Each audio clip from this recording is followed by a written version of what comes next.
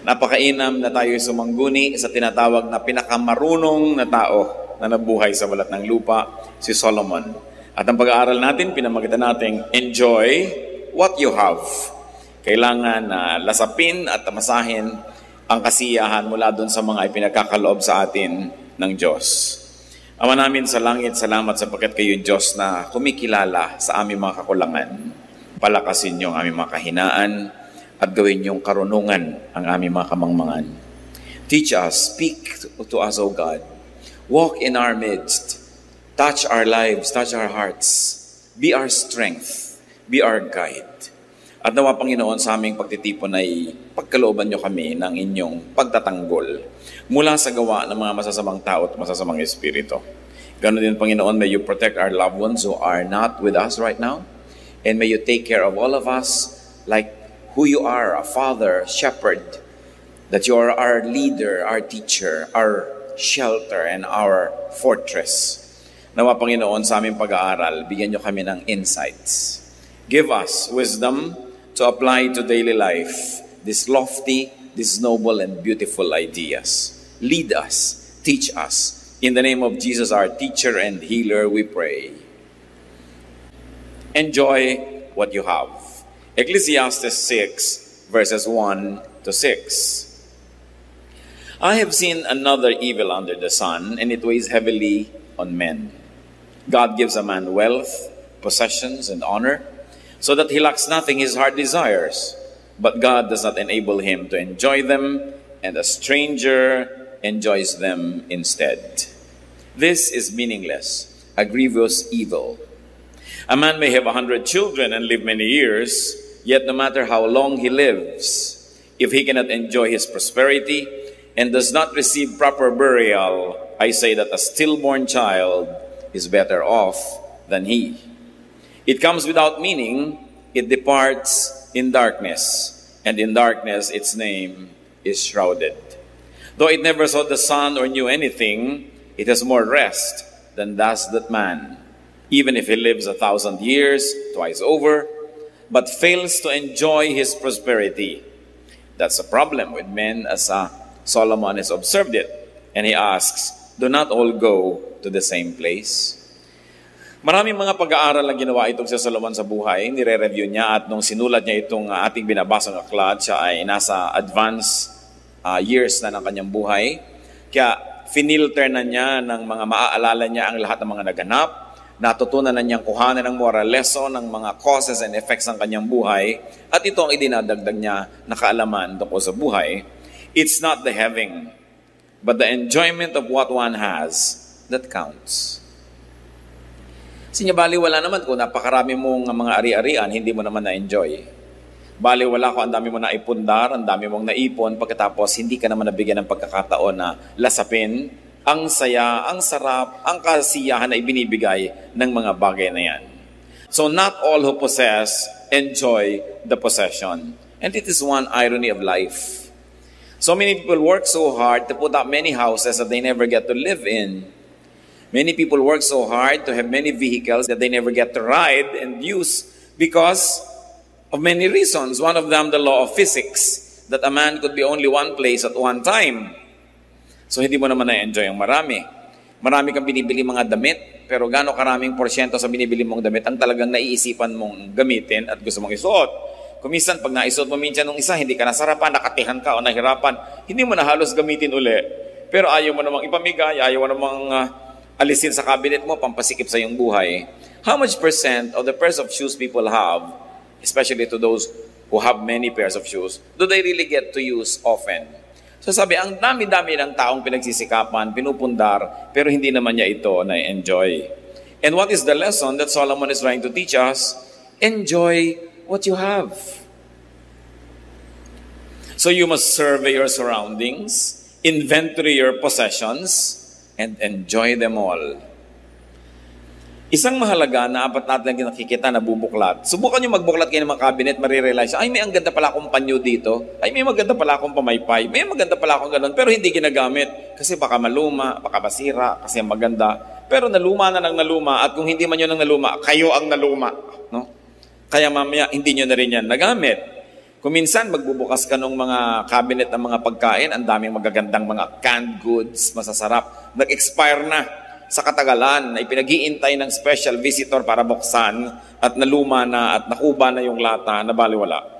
Solomon is saying, baliwala ang lahat ng iyong tinamasa, pagkatapos inipon, yung pala hindi mo naman magagamit. So every so often as possible, you must take a look and take an inventory of what you have and decide to enjoy what you have. And if you think that you cannot enjoy it in the next 3 or 6 months, give it away. No? Pati po mga damit natin, pagka hindi niya nagamit ng 6 months yan, in the last 6 months, ibig sabihin hindi niya magagamit yan, ipamigay nyo na para magamit na yan ng iba. Kasi laging hiniwalay mo na, gusto mo na ipamigay, pero nung tingnan mo ulit, teka, maganda pa to, balik na naman sa cabinet. No? Pero ang nangyayari lang, nagiging liability. Do not be obsessed with conservation. Do not be obsessed with preservation. Na baka pag ginamit natin ang sofa, masira. Baka pag ginamit natin yung magandang tea set, mabasag. Baka pag ginamit natin yung magagandang baso, mabasag yung isa, hindi na sila pares-pares. Kasi kung nabasag, kung nasira, naluma, sa paggamit, sulit yon. Pero kahit bagong-bago at ang ganda-ganda, naghihingalo ka na, namatay ka na, hindi mo nagamit, yun ang baliwala. Yun ang sayang. And many people don't want to use precious and beautiful things for fear of losing them. Alam niyo yung kasabihan, something's lost and something's gained in living every day. So kung meron kayo isang magandang bagay at ginamit nyo at saka gagamit nyo, nawala tuloy, ganun talaga buhay. Talagang may nawawala, may dumadating, may umaalis. Pero hindi nga nawawala dahil naka-estante, naka-cabinet, naka-lock. It's as good as wala. Kasi hindi natin nagamit. Ang daming mga tao, ang dami nilang Bibles. Pagkaraw naming Bible, pero isa lang naman ang ginagamit nila, you give it away so that people will have good use for your Bibles. Except if you're a scholar and you're always wanting to refer to different versions, but give them away. Ang dami nating gamit, kahit tayo tinatawag na mahirap o hindi tayo mayaman, ang dami pa rin nakatago. Ang gagandang mga panyo, mga bordado, hindi na nagagamit kahit kailan. Yung pala hahawakan niya pagka siya'y nakaburol, ay, ang ganda ng panyo ng patay.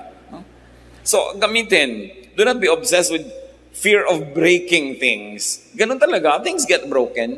Parang natatakot ka palang mabalian, so hindi ka na nag-sports. Natatakot ka palang malunod, so hindi ka na lumangoy o nag-swimming. Natatakot kang bumangga yung sasakyan, so hindi ka na umaalis ng bahay.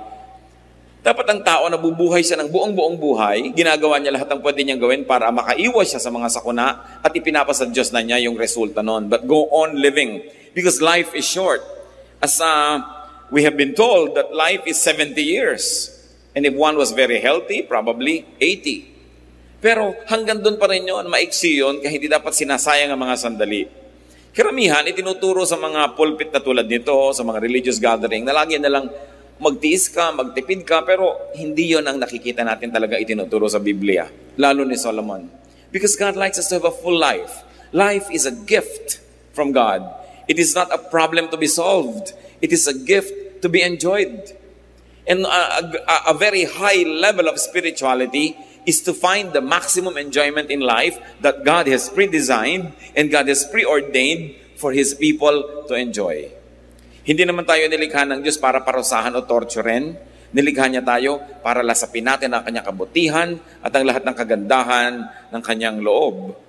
Of course, things will wear out, things will depreciate, things will fade and tarnish, even disintegrate. But if that happens, well, you are deriving enjoyment and satisfaction from those things, then they would have served their purpose. Basta gamit, ang gamit, sulit. Pero kung hindi nagagamit, baliwala. Bibili ng pagkaganda-gandang sofa, tatakpan ng plastic, at nakaupo sila lahat sa mga bangko, nakaupo sa tabo, sa lata, sa lalagyan ng floor wax, no? Dahil ayaw gamitin ang sofa. Meron ang ganda-gandang kusina, tapos nandun sa dirty kitchen gumagawa. Ano, sasambahin mo, sabi, good morning kusina, ayaw kitang galawin, no? Gagawa ng mga magagandang mga ilaw, tapos ayaw pasindihan.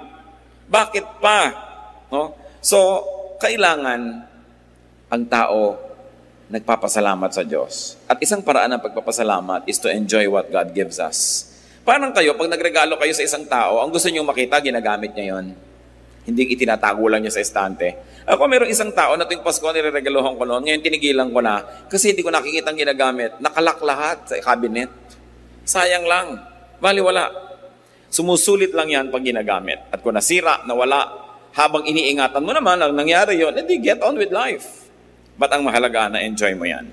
Ecclesiastes 6, 7-9. All man's efforts are for his mouth, yet his appetite is never satisfied. What advantage is a wise man over a fool? What does a poor man gain by knowing how to conduct himself before others?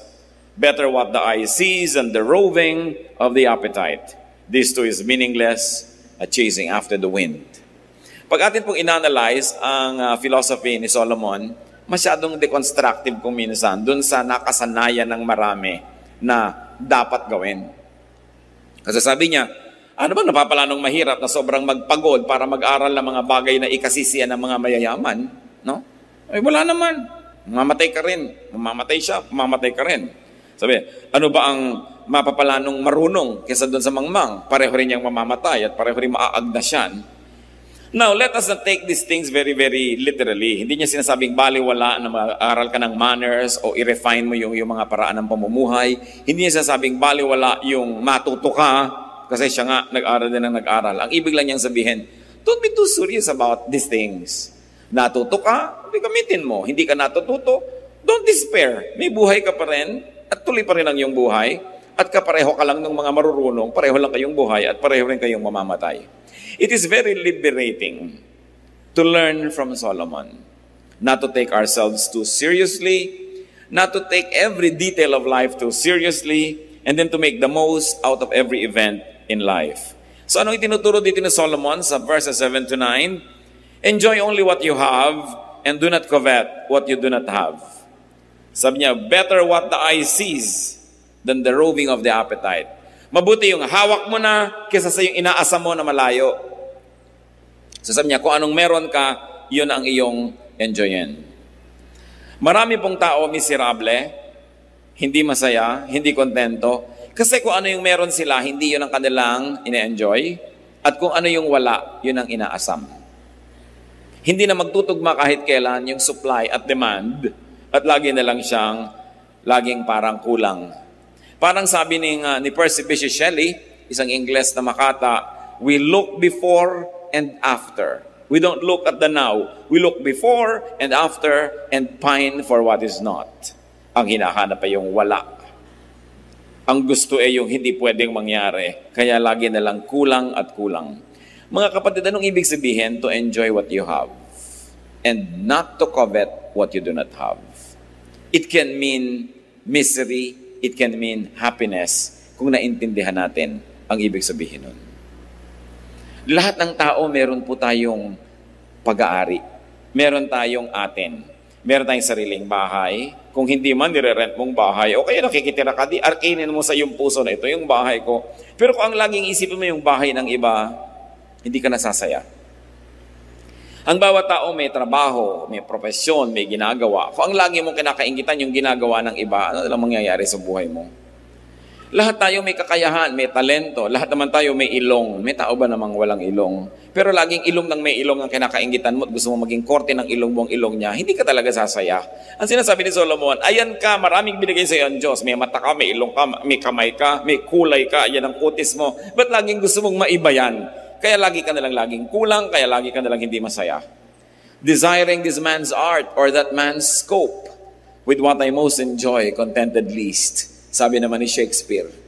Lagi nalang gusto ko yung kaya niya, yung ginagawa niya, yung talento niya. Kaya tuloy nagsisikap ang tao. At sabi ni Solomon, napakaraming pagsisikap ng tao dahil lang sa inggit sa kapwa. Kaya lang naman aral lang aral, hindi naman dahil gustong matuto, dahil gusto niya, mas mataas yung grade niya kaysa sa kanyang classmate.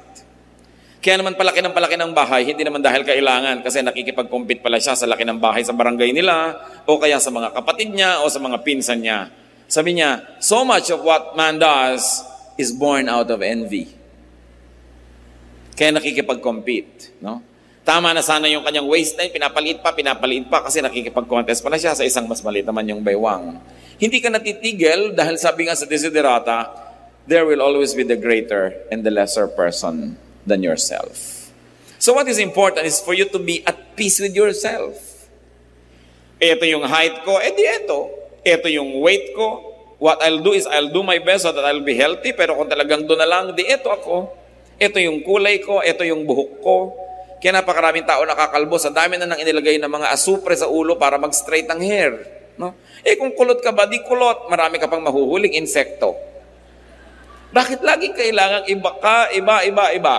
No? And because of the evils of advertising that forever makes you unhappy with yourself, forever making you covet what other people are and what they have, then people end up being unhappy. So do not covet what you do not have. Ecclesiastes 6:10-11. What exists has already been named, and what man is has been known. No man can contend with the one who is stronger than he. At sino yung nire-refer dyan na stronger? Ang Diyos. The more the words, the less the meaning. And how does that profit anyone? So what is Solomon trying to say? That life has been pre-designed.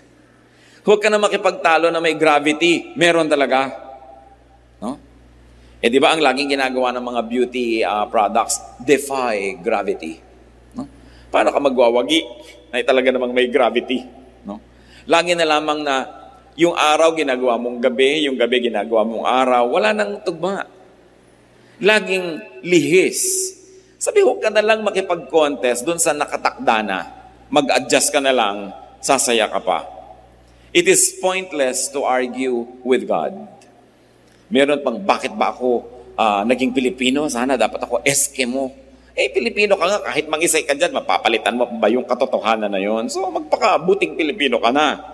Maraming, bakit ba ako ipinanganak na mahirap? Mapapalitan mo pa ba yung araw ng iyong kapanganakan at ang iyong sitwasyon? So, gusto mo palang umasenso, paasensohin mo lang sarili mo. Pero huwag mo nang sisihin ang iyong mga magulang, sisihin mong lumaki ka sa isang pulo, sa isang probinsya, kasi ganito, kasi ganyan. Sabi ni Solomon, walang mangyayari. Nakatakda na yan. Mag-adjust ka na lang, sasaya ka pa. So it is pointless to complain about life. Dahil sabi niya, how can you fight somebody who is strong? Meaning God. If God in His infinite wisdom has so ordained that this is going to be like this, then let it be. Samantalang hindi naman naniniwala ang inyong lingkod na bawat detalye ng buhay natin ay nakaguhit na, nakasulat at nakatakda, na para na lang isang script na babasahin, pero may general framework ang buhay na talagang nakatakda at hindi na yun naiiba pa. Yung mga detalye na lang, how you deal with it. Halimbawa, talagang ang tao ay mamamatay. Ang nakatakda yun, may magagawa ka ba para ibahin yun? Pero siguro naman, kung nag-iingat ka sa buhay at kinakasihan ka ng magandang panahon, mapapahaba-haba mo ang iyong buhay kaysa sa iba na hindi maingat. Pero kahit mapahaba mo pa ng plus 20 years yan, mamamatay ka pa rin. Na kahit anong gawin mo, ang tao talaga ay nakakasakit. So kung lagi ka na lang takot at takot magkasakit, hindi ka na nagkaroon ng life because you're always afraid that you might get infected, then you will be miserable.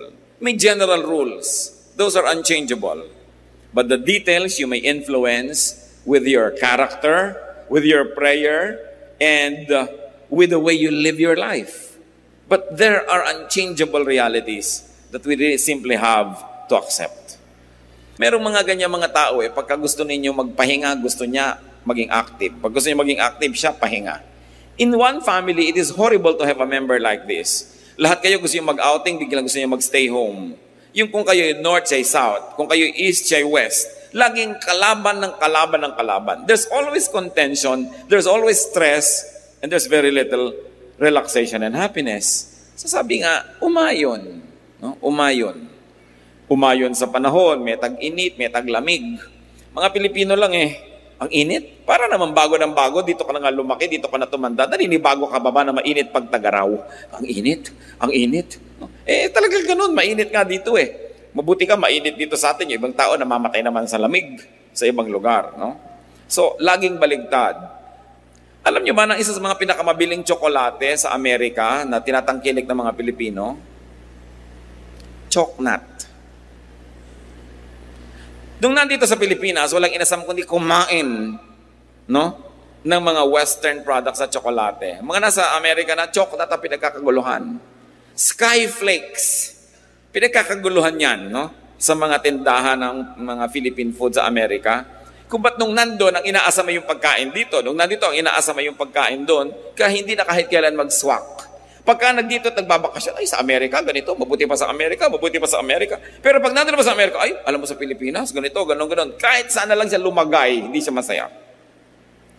Dapat pag binuksan mo ang iyong maleta, isang araw ka nang nandun, treat it as your home and make it your home. Adjust. People who adjust become happier. And Solomon says that the more argumentation, the more philosophizing, the less sense. So the silence of the wise is more enriching than the speech of fools. Binanggit niya yan. The foolish are always talking. They're always complaining. Silence is a speech. Kaya even the silence of God can be the answer to our prayers. It's already the answer. Silence. Pagka tayo may mga tinatanong, hindi sumasagot. Huy, sumagot ka. Silence is the answer. No? Nagte-text ka sa tao, hindi ka sinasagot. Ba't di ka sumasagot? Gusto mo sabihin, yung hindi ko pag-text sa'yo, yun ang sagot ko, ayoko makipag-text sa'yo. Yun ang sagot. Hindi mo ba kayang maintindihan yung silence? When yet Solomon is saying, people are always talking, and fools are always displaying their ignorance by talking a lot. And especially when you talk against life. When you talk against who you are. Tayo mga Pilipino, mahilig pababain ang sarili natin. Laging talking against Filipino-ness, against our culture, against our country. So anong nangyayari? May nasasolve ba tayo? Wala din. Dahil may kapangyarihan po yung spoken word. It is very mysterious, but usually what you always say, begin to happen. Kaya kung ano yung gusto natin mangyari, yun ang sabihin mo. Kung gusto mong yung anak mo ay sumipag, laging, ang sipag ng batang ito. Masipag yan. Ang sipag yan. Hindi lang sabihin, batang yan tamad. Lalong nagkakanatamad-tamad. No? Pagka sinabi mo, mahirap kasundo yung biyanan ko, ang hirap talaga. Ako, mahirap maugali niyan. Lalong lumalala. Isang hiwaga yan na dapat nating sigurong arukin at pag-aralan, the power of the spoken word. Sa bagay, hindi naman katakataka. Kasi ang Diyos nga, sinabi niya, let there be light. Nagkakalight. No? Let this happen. And nangyayari. We were created in God's image. So mahirap bang ma-connect na may kapangyarihan ng ating salita? So, talk positive. No? Instead negative. Because what we say have a mysterious way of becoming real in our lives. Then verse 12 of Ecclesiastes 6. For who knows what is good for a man in life? During the few and meaningless days he passes through like a shadow, who can tell him what will happen under the sun after he is gone? Itinatanong ni Solomon, sino nga bang nakakaalam kung ano ang mabuti para sa tao? Sino ang makakapagsabi kung ano ang mabuti para sa kanyang kapwa? Dito sa maiksing buhay na ito, na napakarami namang walang kahulugan. Meron bang makapagsasabi kung ano ang naghihintay na bukas sa atin? Kung ano ang mangyayari sa hinaharap? So what is Solomon trying to say here? That no one really knows the mystery of life. No one. No one really knows the dynamics of man, how to live, and what is good for others and for himself. So anong i-apply natin dyan? Talagang kani-kanyang aral, kani-kanyang trial and error ang buhay. Pati pagpapalaki ng mga anak, wala yung formula. Alam nyo yan, kayong mga nakapagpalaki na. May pinalaki kayong anak sa higpit. Hindi nag-work. Meron naman kayong pinalaki sa luwag. Hindi rin nag-work. May pinalaki ka sa layaw, may pinalaki ka sa tipid. Wala kang makitang rule how to raise children. Why? Kasi kahit pare-pareho ang policy mo sa iba't ibang mong anak, iba-iba ugali niyan. O kaya iba-ibahin mo naman yung policy mo, iba-iba pa rin yung ugali nila, hindi mo na mahanap. Kaya meron, huy, bakit ang luwag-luwag mo? Nasubukan ko na yung mga panganay ko, ang higpit ko, ayan ang mga nangyari. Hindi rin nag-click. Sinasabi ni Solomon, walang nakakaalam niyan. At ano ang application sa ating buhay, mga kapatid? Huwag kayo masyadong umasa sa mga expert na akala mo alam nila ang gagawin nila sa buhay. At huwag din tayong laging tinuturuan natin ng kapwa kung anong gagawin. Malay mo talaga kung anong dapat gawin. Alam mo ba talaga? So binibigyan natin ang sarili natin at ang ating kapwa ng kalayaan na pag-aralan ng buhay at gumawa ng mga experiment din sa buhay. Don't play it too safe. Because to play it too safe, when nothing happens in your life, that's when you don't have a life. And what does it mean? That we must allow ourselves to commit mistakes. And that we must allow people around us to commit mistakes. Because nobody really knows what to do. Hindi talaga natin alam ang buhay. Kaya sinasabi ni Solomon, just relax and enjoy life. Don't be too serious. Gusto mo lagi kang maging top, maging honor, hindi ka na lagi mag-enjoy niyan. O may mga grading period, may mga time na hindi ka honor, di wag. Ngayon, kung kaya mong lagi maging honor without stealing happiness from your own self and without making other people miserable, then it's all right. You don't always have to be number one. And brothers and sisters, if you can, whenever you can, be wise. Don't be number one. Yan ang isa sa mga pinakamahihirap na mga pasanin sa buhay, that you are number one. Una, mahirap maging number one. Pangalawa, ang hirap i-maintain ang pagiging number one. Wala ka nang gagawin kundi i-maintain yan. Look at many students, na mga honor students, they are robbed of their childhood. Lagi na lang isinusubsub ng nanay sa pag-aaral, mag-aral. Hindi na naging bata kahit kailan. Hindi na nakapag-enjoy na maging bata. Kasi may obsession. Kung obsession ng magulang, yung anak niya laging malinis, hindi na nag-enjoy ang bata. Parang manika na nasa eskaparate. You know, a child must be clean enough to be healthy, but dirty enough to be happy. No? Parang bahay din. A house must be clean enough to be healthy, but dirty enough to be happy. Kasi kung minsan parang ospital na yung bahay mo, ang higpit pala nung misis na nakatira doon, no? Pati yung asawa, pagka humiga sa kama, nalukot. Tumayo ka, nalukot. Ayusin muna natin. You know, nilalayasan ng asawa yung mga ganon. There must be a little carelessness, a little, relaxation for life to be nice. Merong mga tao, nakahiga na lang at lahat, may makikita pang kaprasong palito sa sahig, babangon pa para linisin. Sobrang obsessed. Pero, you know, you don't only make yourself a slave, but you make everybody else around you miserable, especially when they do not share your enthusiasm and they are compelled to dance to your music. Kaya dapat din natin ginagawang goal, yung madali tayong makasama, yung masarap tayong kasama. No? Hindi yung napakahirap kang kasama, lahat para nakatungtong sa dulo ng sibat, kailangan mag-balance ka, lahat ng gagawin mo, den numero. So, hirap na hirap ang iyong kasama. Let others enjoy their lives. Why? Because Solomon said, nobody knows how to live life. So don't pretend that you know, and don't pretend that you can impose on others how to live.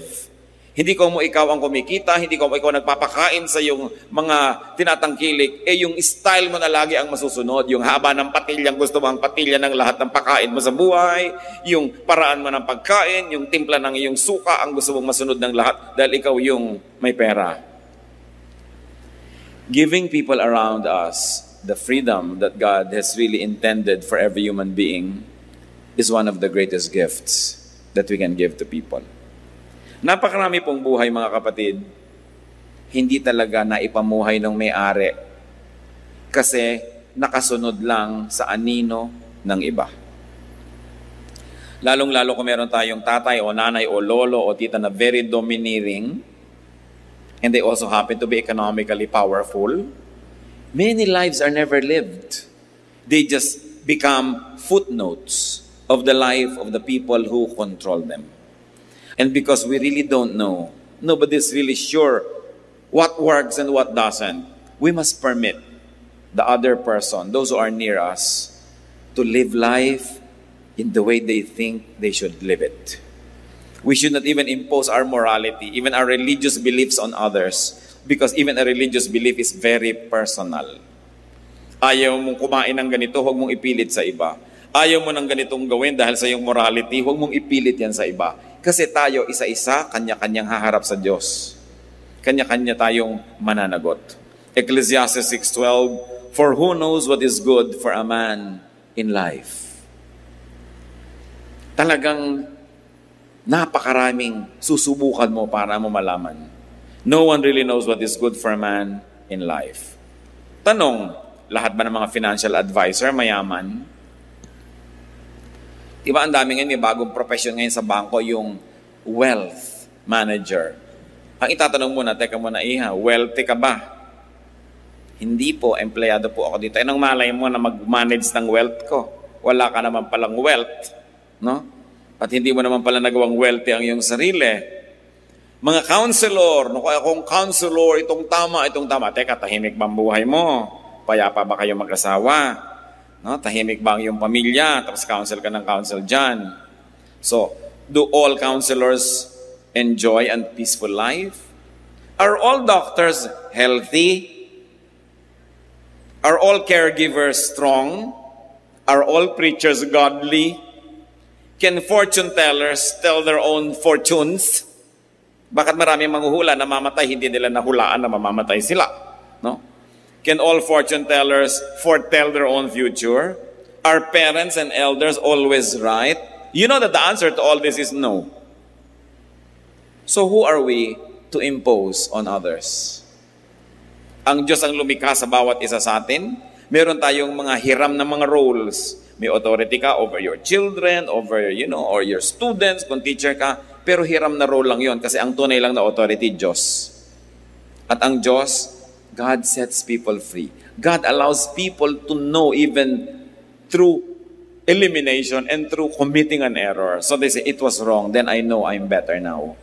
We must never live the lives of others for them. At yan ang problema ng mga taong sobrang dominante. Control natin ang lahat. Let go. Because they don't enjoy and neither do you. Since no one really knows and understands life, we should be cautious in giving advice, in imposing our beliefs on others. Ecclesiastes 6:8, what advantage has a wise man over a fool? What does a poor man gain by knowing how to conduct himself before others? The obvious answer is wala. Wala naman. So kaya ang tanong, ano ngayon ang mahalaga sa buhay? No matter what their situation in life, all people die. So the business of living is just live to the max. Live life to the fullest within what your today allows you. As we have always said, today is called cash. Tomorrow is only a promissory note. You don't know kung funded yan. You don't know if it will be good. So don't fail to enjoy today. Live your life and let others live theirs. Die when you have to die, but live while you're alive. Habang kaya nyo maglakad na kayo kasi hindi naman laging kaya nyo yan eh. No? Ang dami ko nang nakita mga turista sa iba't ibang panig ng mundo. Pagkatatanda na, talagang halos gumapak na lang sa 3 hakbang, halos hindi na maka-enjoy, noon pa nila naisipang mag-tour. Because one of the ironies of life is, retirement money nila yon, hindi naman ibibigay sa kanila habang malakas pa sila. So you see, yung mga biro ng buhay, kung kailan ka nabigyan ng pera, yung hindi ka makakagalaw, so dapat minamaximize natin habang tayo may lakas. Habang tayo may kabataan na lalalabi sa ating katawan, i-maximize nyo na yung pwedeng gawin. Because you are not sure if your strength will stretch together with your years. Kaya sayang yung, hindi ko pa ito nagawa noon, hindi ko pa nagawa. That's why we counsel young people not to marry very early. Kasi pag nag-asawa ka, lalo nagkaanak ka na, ang dami mo nang hindi magawa eh. No? Na dapat sana, do sa edad mo na yon nagagawa mo pa. Kaya nasisira kung napakaaga kung minsan ang nagiging mga pag-aasawa, lalo't wala namang maraming pera. Live while you are alive. Kung atin pong kukuhanin yung central teaching ng Ecclesiastes, yun eh. God gave you life, live it to the fullest. Don't let others live it for you, and don't live their lives for them. So what do you have that you do not enjoy? Dapat siguro balikan natin yun. Ecclesiastes 6:9, better what the eye sees than the roving of the appetite. Mas mabuti pa yung nasa sayo kahit konti kaysa yung malaki pero hindi naman sayo at inaasam mo lang. Ang ibig sabihin itong si Solomon. Mag-review tayo mga kapatid. Anong meron kayo na hindi nyo na-enjoy? Maaaring mga material possessions, maaaring talent or skill, maaaring friendship and social skill, kasi hindi pwedeng walang-wala ka. Laging meron ka. May kaibigan ka, may kakilala ka, may kakayahan ka, may talent, meron kang damit, meron ka sigurong bahay, kung ano man yon. Pero isang pagtataksil sa kabutihan ng Diyos na yung meron tayo, hindi natin ma-enjoy. Pagkatapos, aasam-asam ka doon sa nasa iba at wala ka. Baligtad. At ito pong Ecclesiastes 6:9 na ito, napakalinaw sa contemporary English version. Sabi, "It is better to enjoy what we have than to always want something else, because that makes no more sense than chasing the wind." Aming Diyos, kami po ay nagpapasalamat dahil marami kayong binibigay sa amin. Kung kami binigyan mo ng anak, salamat. Kung kami binibigyan mo ng asawa, salamat. Kung kami binibigyan mo ng magulang, kapatid, salamat. Kung binibigyan mo po kami ng bahay o sasakyan o natitirhan, salamat. Kung binibigyan mo kami ng lakas ng katawan, kapangyarihan, talent, salamat. Turuan niyo po kami, Panginoon, na maging mapagpasalamat, maging appreciative sa mga bagay na ito. At huwag kaming umasam doon sa bagay na wala sa amin ngayon. Bagamat di naman masamang pagsikapang magkaroon, but teach us to enjoy what is here, what is now. So that we may never waste today and we may never be possessed by regrets in the future. Kung may mga sinasaya kami, Panginoon, na oras na dapat sana'y nagagamit namin sa pinakatamang activity na bagay sa oras na yon, gisingin niyo po kami at ipakita yon. Sa bawat edad ng buhay, below 10, below 20, below 30, below 40, 50, 60, 70, lahat ng ito, Panginoon, ay may kakambal na mga dapat gawin. Ituro mo sa amin na lumagay sa lugar at gawin namin yung kakambal ng aming edad, kakambal ng aming lakas, kakambal ng aming mga kakayahan. Yun ang magawa namin. Not to be doing the wrong thing at the wrong times, but to always be attuned to the seasons. Solomon said that for everything there is season and a time for every matter under heaven. So teach us, Lord, to time our activities, to have the wisdom to know what is good to do at this and that time, so that we may benefit. Ipakita mo sa amin ngayon, Panginoon, kung may mga opportunities kaming pinapalampas na hindi dapat palampasin. Kung may mga lakas kami mga sinasayang. Magbulay-bulay tayo, mga kapatid. Hingin natin sa Diyos yung personal application ng chapter na ito. Surely it was recorded in the Bible for our benefit. Kailangan lang hanapan natin ang kahulugan at hanapin natin kung ano ang kahulugan nito sa ating buhay. Let's spend some moment in silence and ask God to give us wisdom in applying.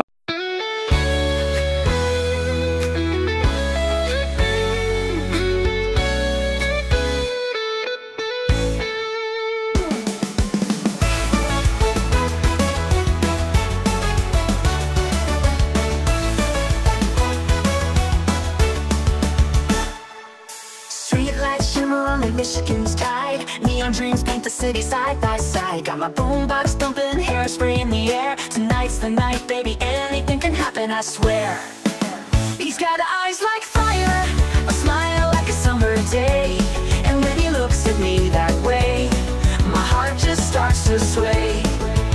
He's across the room, but I know what he's thinking. Underneath this disco ball, our hearts are gonna be linking. Windy City nights, hearts beating like a drum.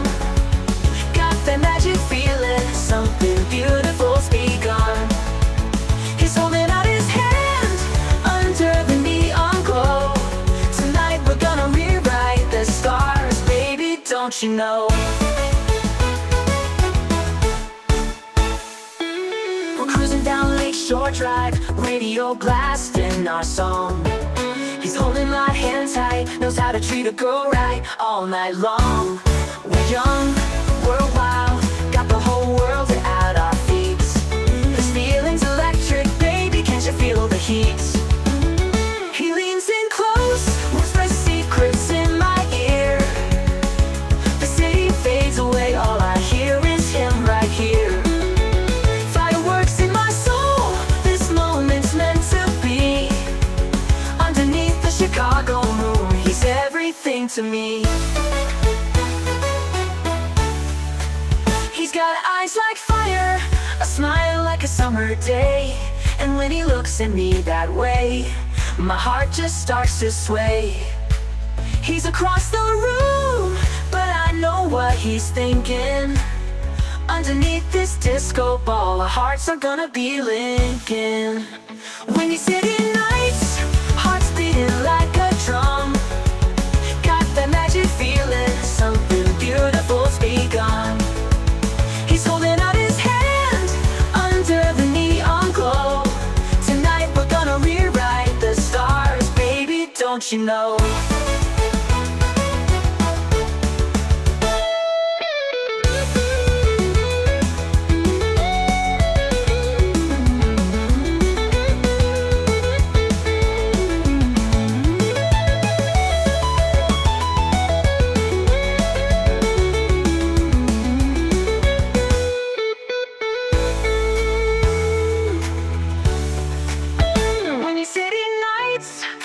Beating like a drum.